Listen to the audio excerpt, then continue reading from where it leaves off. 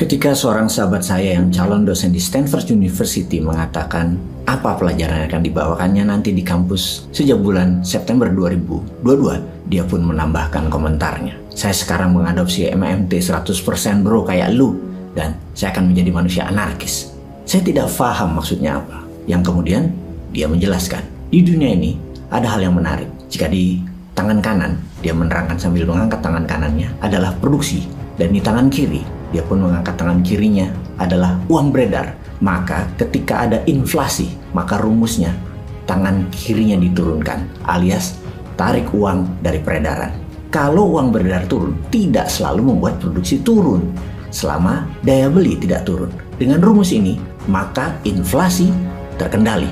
Inflasi akan menurun ke titik normal. Dia mendemonstrasikan sambil tangan kanannya tidak turun. Ini rumus umum di pelajaran ekonomi. Sekarang uang beredar ditarik dengan suku bunga deposito yang tinggi, sehingga orang atau investor lebih senang pegang deposito daripada bisnis. Efek uang yang ditarik dari dunia usaha membuat produksi turun. Kemudian dia menurunkan tangan kanannya sejajar dengan uang beredar. Apakah ini aman? Belum. Apa yang terjadi kalau daya beli masih tinggi? Maka harga kembali naik karena masalah demand dan supply. Ada demand dan supply yang sedikit, dan itu pun masih dikategorikan inflasi. Harga naik. Kemudian dia mengatakan yang bahaya adalah kalau daya beli turun karena uang beredar turun. Dia pun mengatakan, angkat tangan kanan lu bro. Nah, tangan kanan lu adalah daya beli. Sekarang angkat tangan kiri lu. Di atas sedikit tangan kanan lu. Dan tangan kiri lu adalah suku bunga. Jadi sekarang posisi kita adalah uang beredar turun, suku bunga bank tinggi, produksi turun, dan daya beli turun. Ini posisi di banyak negara loh ya, termasuk Amerika dan Tiongkok. Apalagi Indonesia yang daya belinya menurun terus. Sambil dia mengatakan turunkan deh tangan kanan lo. Nah, itu posisi kita sekarang sambil dia menurunkan tangan kirinya lebih rendah lagi, alias uang beredar rendah, dan juga tangan kanannya merendah lagi, alias produksinya rendah. Oke, kita balik sekarang ke posisi dunia, dirata-ratakan.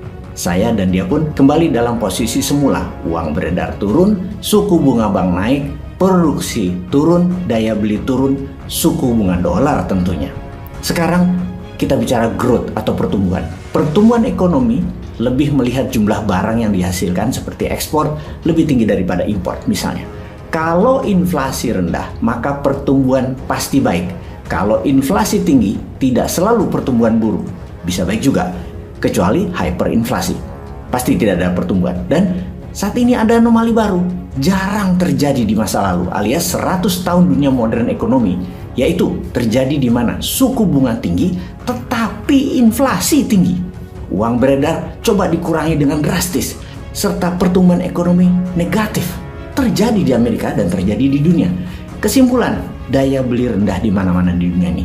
Terjadi penurunan demand. Namun ada hal yang kita jadi teringat adalah jumlah uang beredar di seluruh dunia beserta hutang dan bond ternyata senilai 120 triliun dolar, di mana kekayaan dunia atau world wealth atau GDP dunia ada di angka 100 triliun, alias ada kelebihan 20 triliun dolar yang tanpa underlying. Dan ini baru pertama kali di dunia terjadi jumlah yang kelewat besar, yang menakutkan.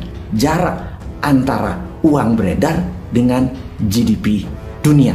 Kita lompat sebentar. 100 triliun dolar GDP dunia, di mana negara G20 seperti Amerika 25 triliun dolar, Tiongkok 20 triliun dolar, Jepang 4,9 triliun dolar, Jerman 4,3 triliun dolar, Inggris 3,4 triliun dolar, Perancis 2,8 triliun dolar, Italia 2,1 triliun dolar, Rusia 1,8 triliun, Indonesia nomor 15 atau 16 kira-kira 1,1 triliun dolar.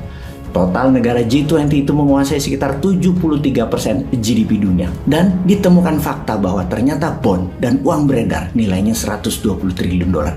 Ini bahaya, asli bahaya. 20% uang beredar dicetak, tidak ada underlying projectnya.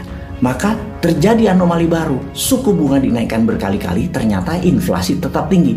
Bahkan kalau suku bunga dinaikkan double digit di atas 10%, agar 20 triliun itu bisa ditarik dari peredaran, tetap akan membuat inflasi, akan tetap membuat daya beli turun, juga produksi turun, pasti tetap membuat depresi alias ekonomi negatif pertumbuhannya, karena tidak mungkin duit itu ditarik. Semua pakar ekonomi dunia saat ini sesungguhnya panik. pemimpin di banyak negara sedang panik. Karena itulah banyak yang mengatakan di tahun 2023-2024 ke depan dunia ekonomi masih terlihat gelap. Bagaimana menyelamatkan ekonomi dunia ke depan? Ini yang dikatakan mitra dan sahabat saya itu. Kita harus anarkis, tebas sistem lama yang doesn't work, ubah yang baru. Yang mana yang baru itu? Disertasi bahan ngajarnya nanti itu kah? Disertasi yang mau dibawakannya di kampus Stanford pasti akan ditentang banyak profesor dan guru besar ekonomi dunia. Bahkan pencinta John Maynard Keynes yang pasti menghujat, termasuk sahabatnya Larry Summers, sahabatnya sendiri, seorang ekonom senior dunia, mantan Menteri Keuangan Amerika di zaman Obama, pasti berang. Juga seorang Nobel laureate Paul Krugman yang sering menjadi penasihat Datuk Mahathir Mohamad pasti akan menentangnya. Namun dia, sahabat kita ini, sudah cukup pede. Dia sudah dapat stempel dari Universitas Stanford dan sudah sangat siap perang secara mental. Saya pun bertanya, kita kan post Keynesian, terus gimana ilmu barunya? Dia pun memulai. Jadi gini bro,